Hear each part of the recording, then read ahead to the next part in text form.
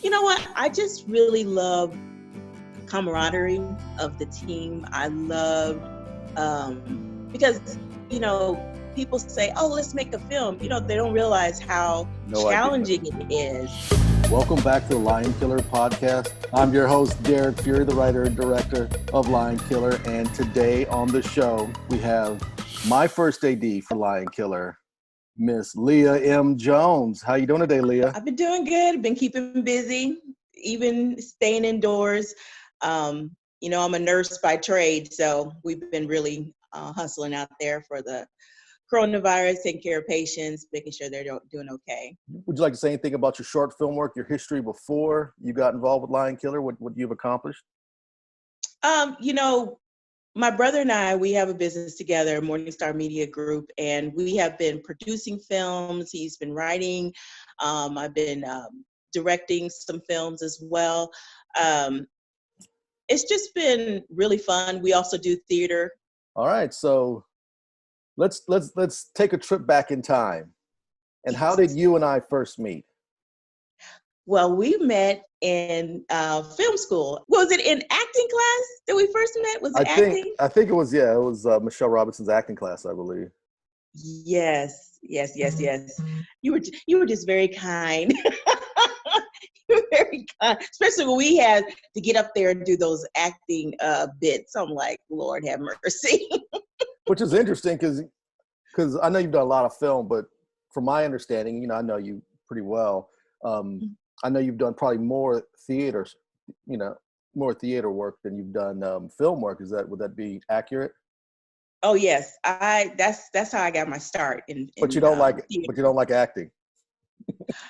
I'm not a big actor, Yeah. Acting's hard. Tell me. But I'm not a big actor. I do enjoy it when I get to do it in little bits, but yeah, theater is where I got my start. Started in church, doing a lot of drama ministry. That's where I cut my teeth at, and just kind of grew from there. Awesome.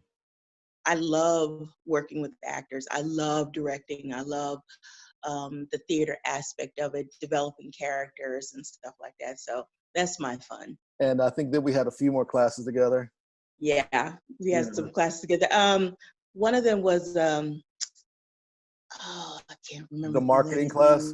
Or you think about that marketing class? Yes, and that was just so eye-opening. You were on it because I believe you were doing the Lion Killer, getting everything. Yeah, I was together. already full-fledged pushing forward to that. Mm-hmm. And then I was doing Dreamland at that time, trying to get that stuff out. And but yeah, I mean, what I loved about our relationship is that we had a mutual hustle. Oh yeah, absolutely. We were serious about what we were doing, because we're older students. Mm-hmm.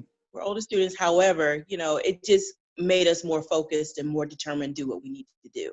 Yeah, I definitely went back to pursue film and this passion later, and had a career prior. And I think that really I was able to take skill sets from several different jobs or careers in my life and kind of focus them into one thing. So since day one, I mean, it was just day one of film school. It's like I'm gonna write this feature film. I'm gonna learn everything I can about marketing it. Exactly. I'm gonna meet and connect with like-minded people that all understand that, hey, that all have a dream and a passion. And really, for me, the dividing point for me is like, are people really not just passion, because people talk about passion, but are people really gonna hustle? Who's the hustlers? Who are the people? We're using hustle in a positive connotation here, but who are the people that aren't just talking and theorizing that one day they're gonna make their passion come through, but who are the true people that are gonna make that happen? So I feel, the set of Lion Killer was filled with those people, so yeah. So you made the cut. You're one of them. I'm so blessed. No, you were a blessing to me, definitely throughout the entire process. You were a great blessing for me. So yeah, we connected in film school. And do you remember, because I don't, maybe you don't either, but how did I first approach you about coming on board with Lion Killer? I don't know. You just were telling me that you were doing this feature film. It's your first feature film, and that you were wanting some help. I can't remember But this is exactly. the thing about film school, though. Everyone says that. Everybody's doing This that, is true. and everyone's talking about it. So then, why would you say, "Hey, I believe that this guy is going to actually do it"? Because really, the whole thing is, and I talked a little bit about this with Regina. It's hard to get people to take you seriously because so many people are out there starting projects. They're not finishing, and you may be involved with a project for months just to not see it happen. And that's, so a lot of people might be a little standoffish.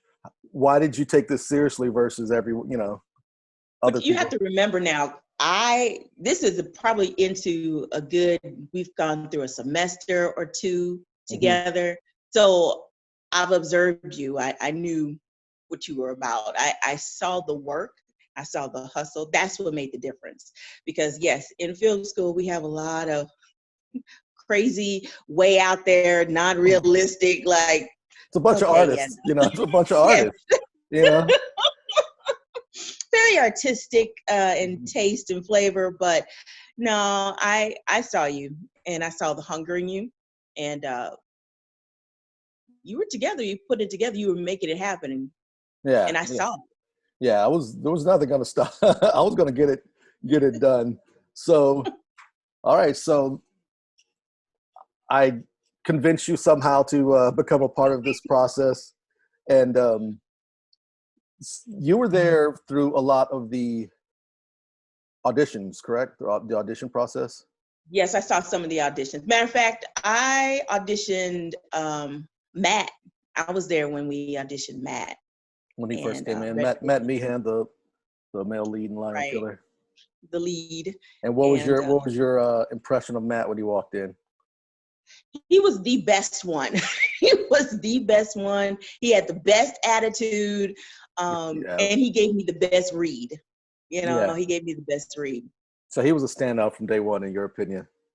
Oh yeah, definitely, definitely. So we start shooting, and you were the first AD. Talk us through your responsibilities of being a assistant director, and how you went about going through that process. Now, had you been a first AD before? I know you produced films and you've done other things. Had you been a first AD before?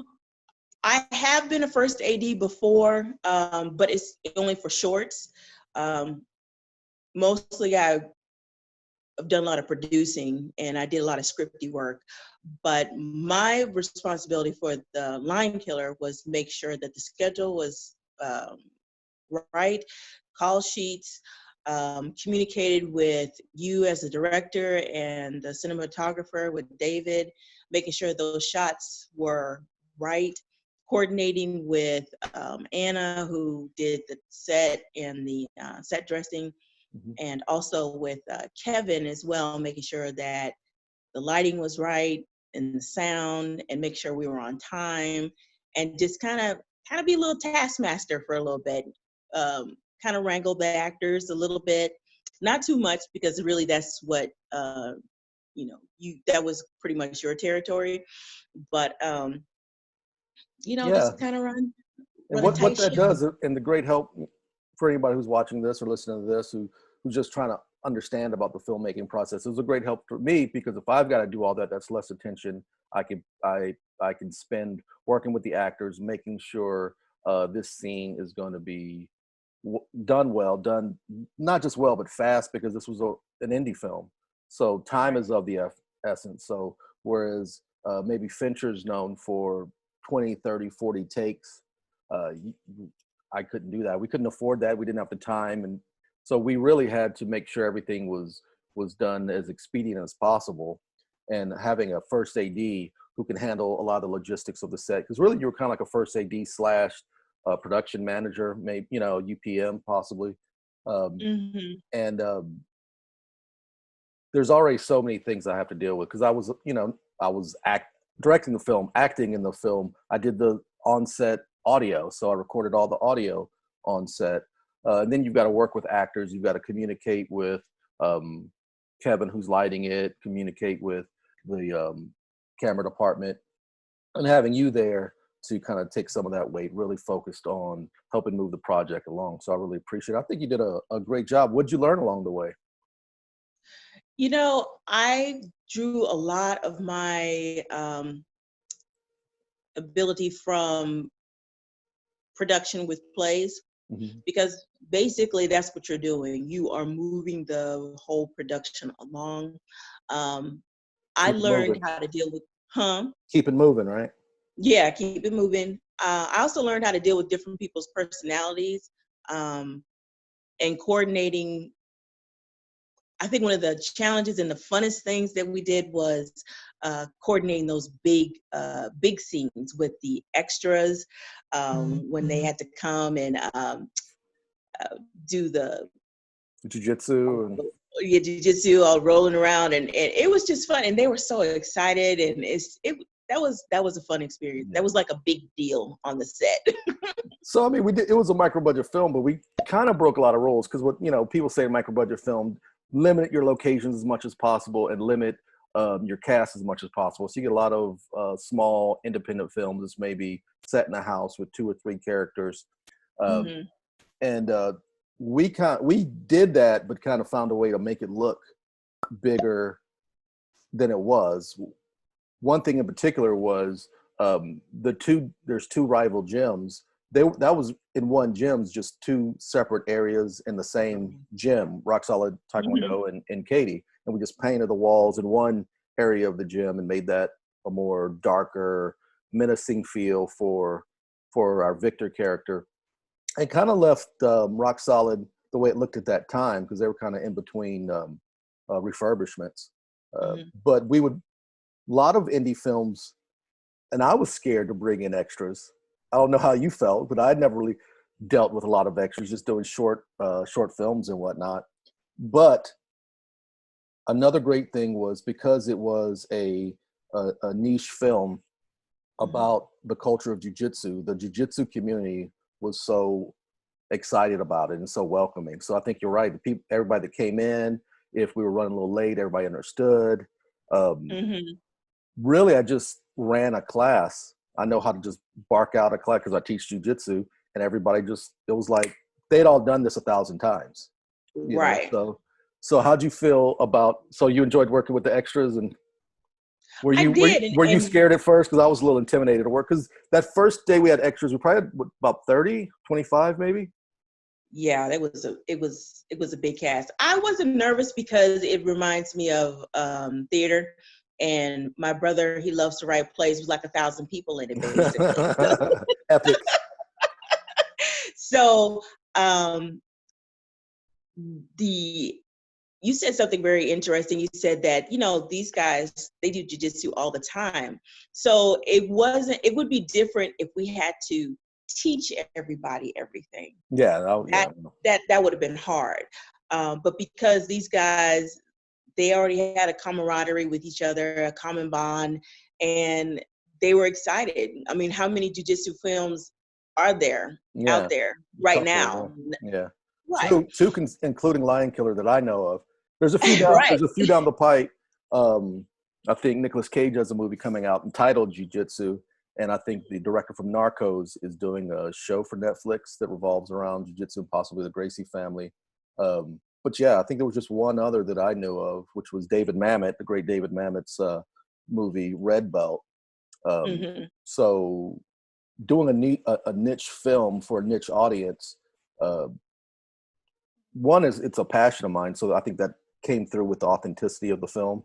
I haven't had Right. anybody who does jujitsu yet say it wasn't authentic. I've only had brown and black belts say, "Hey, this is a authentic representation of the art and the sport."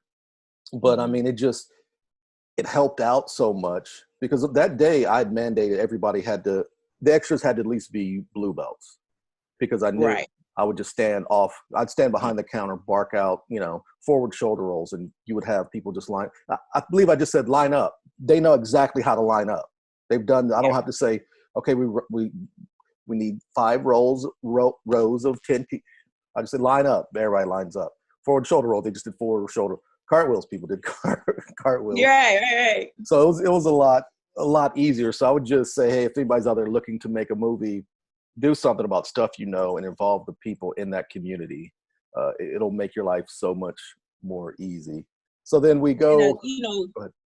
big shout out to all the extras because, Mhm. in those conditions, because when you film, a lot of people don't realize, you got to turn off the air. Yes. We're in the gym and they're wearing these gis. Am I saying it right? Yeah, they're wearing gis. They're Yeah, wearing the gis. kimonos, And gis, whatever. they're not light. They're heavy. And Yeah, these guys, they work. They were sweating. They put in the work. So yeah. they did an excellent job. And girls, yeah, we had several of the local female competitors Yes. come out as well. But yeah, and even more so, we had another day with extras, which was on the Victor's Gym side, which I believe we shot at night, but it's still warm in there. It was summer, and Yeah. it was still And pretty we warm. did it in the summer. Well, yeah, and it gets, and that gym area is smaller, so the body temperature only raises the heat.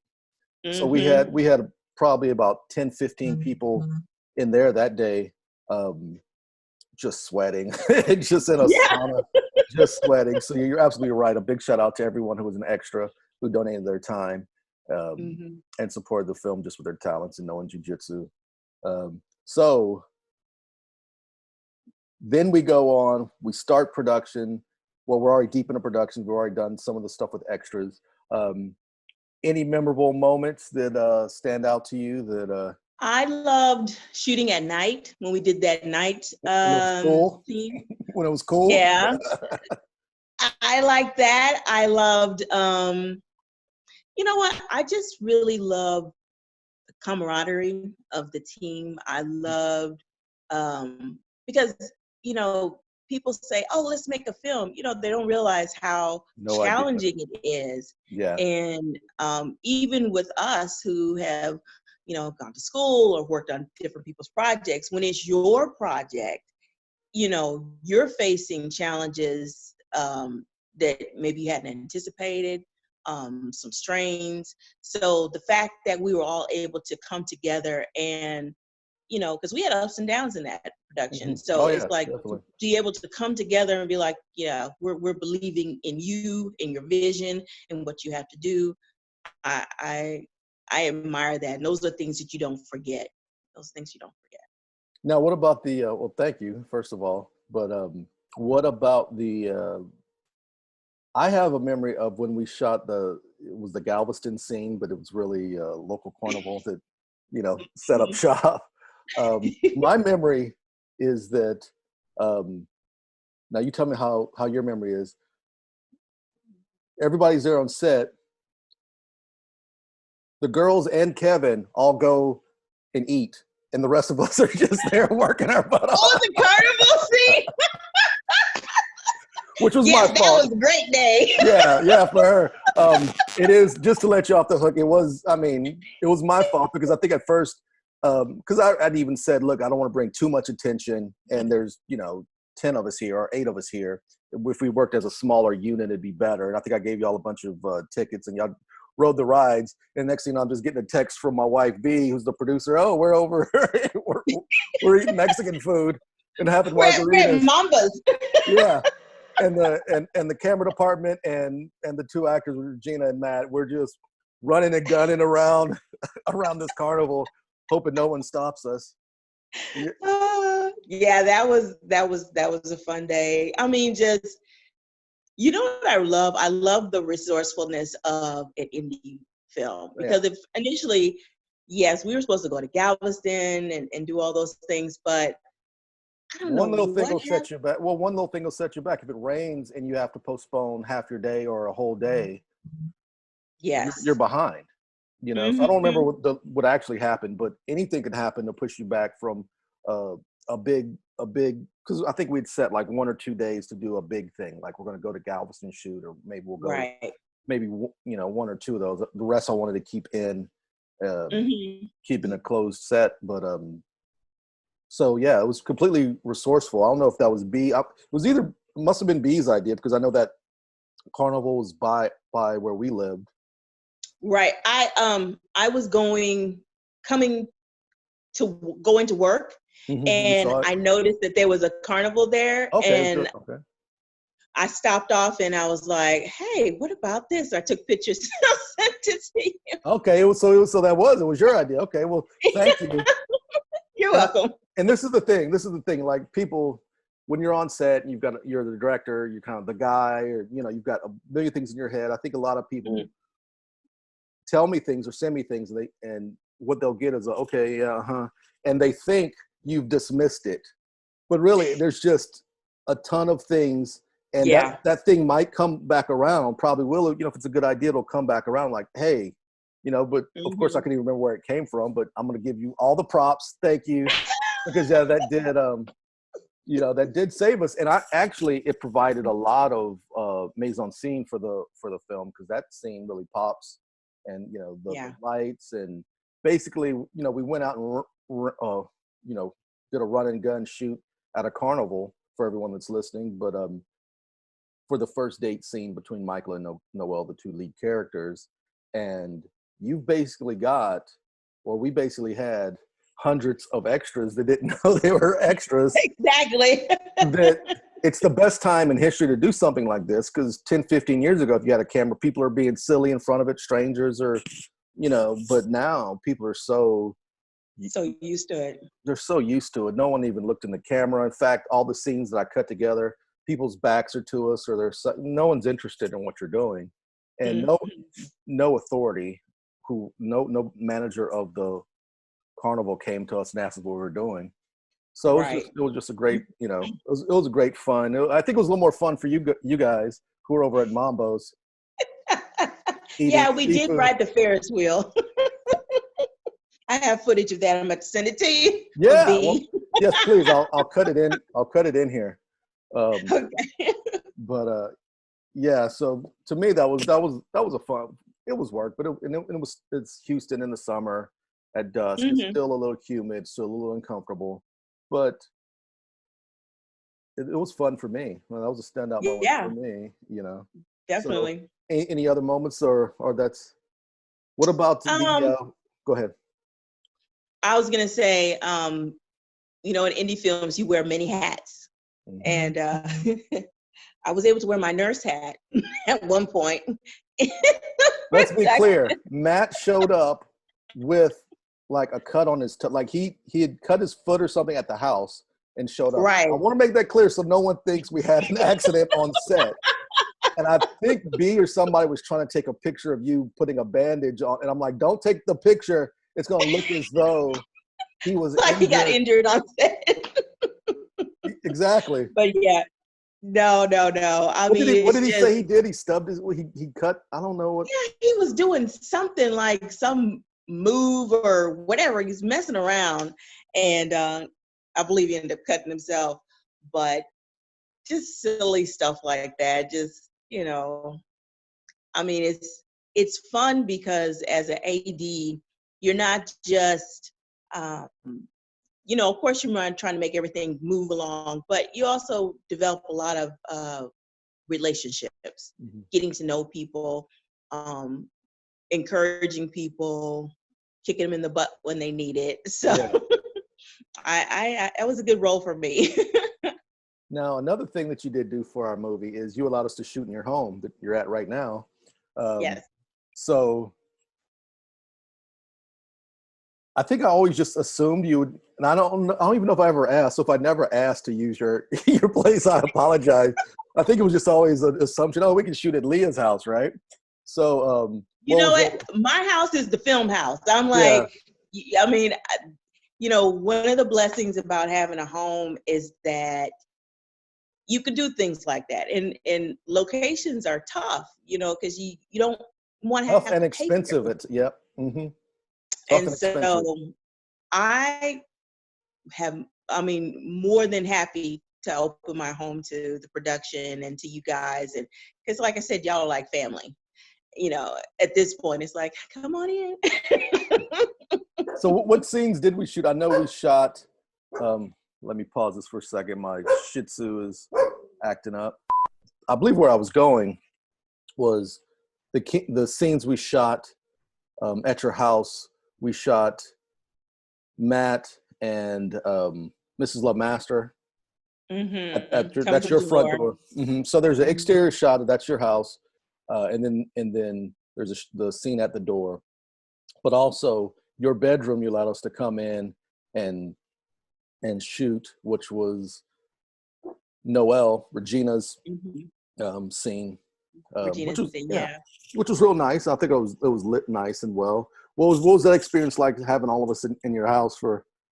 I guess it was more than It one was, day. we did. Well, we also drove around in that neighborhood too. Um, remember in my neighborhood, and then you guys left and drove further out. That's right. So We shot um, Michael's montage, and I think once again the girls and Kevin were y'all were playing board games at the house. I yeah, came we back. You watched guys had TV. watched a movie, and I think y'all played Trivial Pursuit. Something my wife was telling me. We watched the movie. Was it Kevin's birthday or something? We was that the day we had cake or something like that. But anyway, um, We did celebrate birthdays on set. I know we celebrated Dave's birthday, Kevin's birthday. I mhm, can't remember if anybody else had a birthday. Which, if you're out there, do that stuff on set. Celebrate people, their birthdays. Make a big deal out of it. Make sure your crafting's good, and try to keep people yeah. as happy as possible. Because it's going to be inevitable. People are going to get in arguments. Oh yeah. Yeah, so, yeah. so you got to have some kind of bond that where it Hmm. carries you through those tough times. So yeah, we went and shot. You guys watched movies and played board games. But I do appreciate you for allowing us in the house and shooting there. Yeah. To me, it's like I said. I mean, at this point, it's all family. So it's not like um, I think my neighbors enjoyed it tremendously. Oh, that's when we were right. doing those We were stuff. shooting. I think it was a Sunday, and I guess they were at church, so we were actually in their yard trying to get a wide shot. And I think they pulled up, but You we pulled tried. up, people coming around, be like, "What y'all doing?" That's right. We sure did. You did have some looky loos. Like, yeah, kind of reminded me of watching like 227. Remember the lady that used to hang out of her out of her window? Exactly. Yeah, it was one of those kind of conversations. Like, can I be in the Yeah, movie? Kind yeah, like y'all need more actors? No, no, we don't. of. No. You're good. So then we get to the finish line and we wrap. What was that experience like wrapping the last day of Lion Killer? It was surreal. It was just kind of wow. I can't believe we're done. It was like we accomplished a lot. We accomplished a lot. It was just like a incredible woosah. It's like I can't believe we did that. Well, yeah, it is bittersweet because on one hand you're totally ready for a break, but then on the other hand, it's like you have developed all these like relationships with people, and you've created a habit of seeing these people, and then all that kind of comes in. And everybody goes to another project, so it's kind of it is bitter and sweet at the same time. And you also have the fact that hey, we made a feature film. We did Yeah. something that we all went to school for and we all dreamed about doing, and this is so yeah. So then we have the cast and crew screening it was like our premiere with everyone. Yeah. It was all of our crowdfunding supporters, and we had 2 pack screenings. What was that experience like? Because I know you were able to bring your mom and your brother Eric. Yeah, I brought my mom and my brother, and we were really excited. We had taken pictures, and then they were like, "Don't post anything." So I said, "We're not gonna post our pictures now."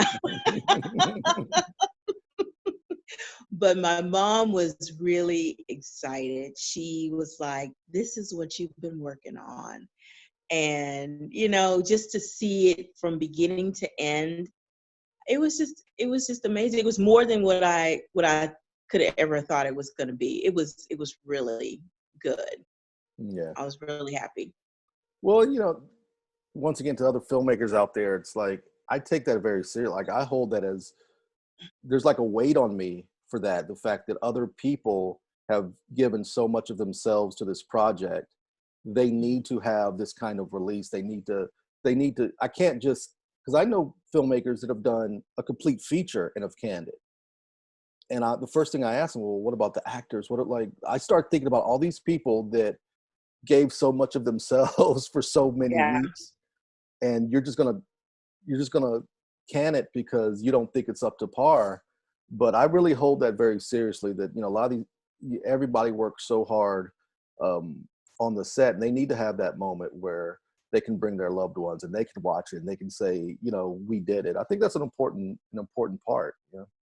Oh yeah, because it shows your fruit, the fruit of your labor. It Mm. shows, all that sacrifice, all those blood, sweat, and tears, and all that time. Because we shot that the whole summer, right? Yeah, it was So like 2.5 months, I believe.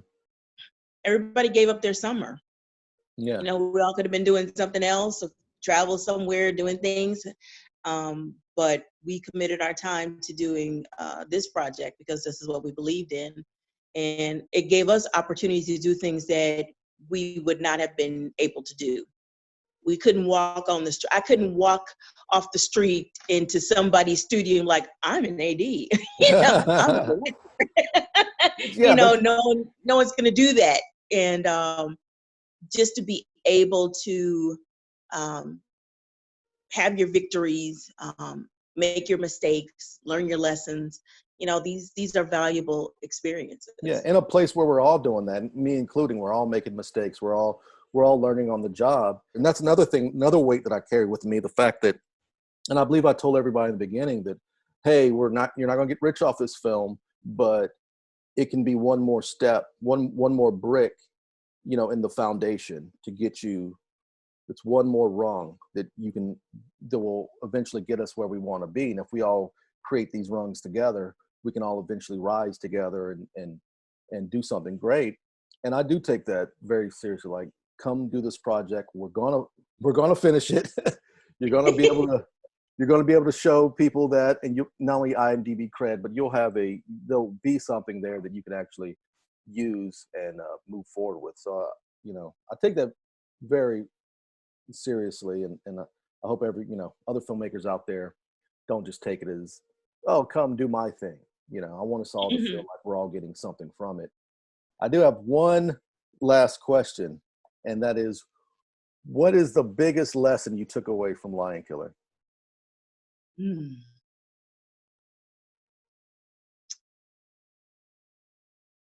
What are the lessons of Lion Killer that being on that project taught you? I think it's how you build your team. You really have to have strong people that believe in the vision, who are hustlers, that you don't have to be on all the time. They're, self-starters. We had the opportunity to work with some very exceptional people on our team. Um, these are people who I could work with for every project. If I was doing a film project, I would call them up in a second. Because they make or break your project. They really do. They really do. So relationship is kind of, I think, the biggest thing we keep circling back around to today is relationship. It's so funny because they don't have to be the most talented. Of course, you want them to be talented, but they don't have to be the expert. They just have to have a willing spirit, and Absolutely. that's what I like. Yeah, and I think a lot Very of people humble. do go astray with, they're constantly looking to get the most talented people. Oh, that person's talented, let them, but that doesn't mean they believe in you or the project, or that doesn't mean they have other characteristics within themselves to even finish a project. It just means they can maybe do something short form that maybe took them Mm-hmm. a year to do. You don't know how long somebody gives you a 2-minute short film. You don't know if it took them 5 years to do that, or or a week.